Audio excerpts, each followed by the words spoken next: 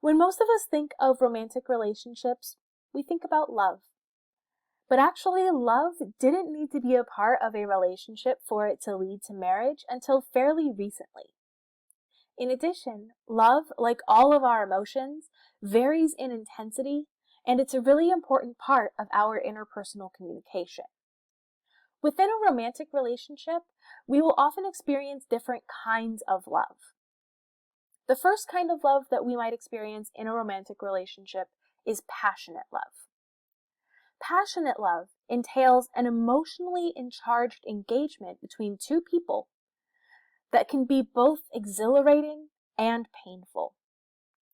The thrill of falling for someone and falling head over heels, getting swept off of your feet, can be really exhilarating.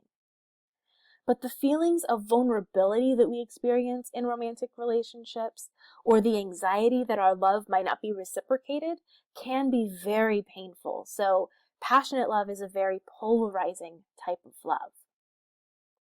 In addition, we might experience companionate love. Companionate love is affection that is felt between two people whose lives are interdependent on one another.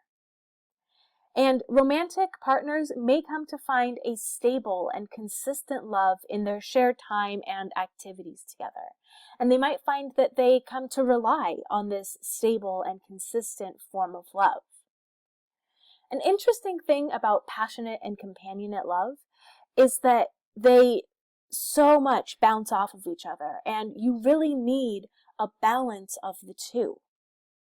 Relationships that are based primarily on passionate love will often terminate unless that passion cools over time into a much more enduring and stable companionate love. And on the other side of that coin, a lack of passion could potentially lead to boredom and dissatisfaction if companionate love is the only thing that is being felt.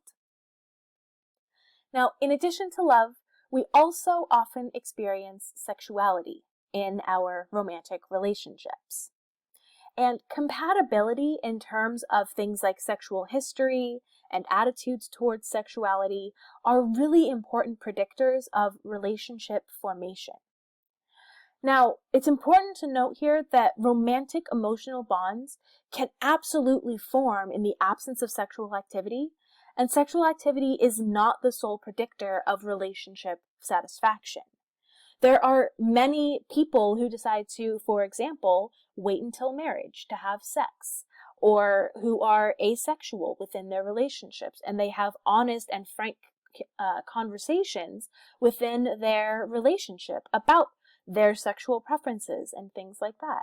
And those relationships can still have really deep emotional romantic bonds and be satisfied within that relationship.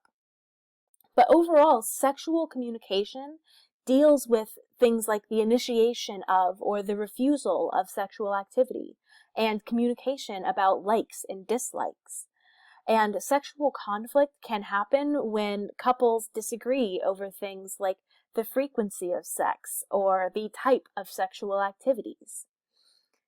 And these conversations are ones that need to be had in the romantic relationships, because a couple needs to be on the same page when it comes to their sexual preferences and needs. But ultimately, love and sex both play really important roles in the maintenance of our romantic relationships.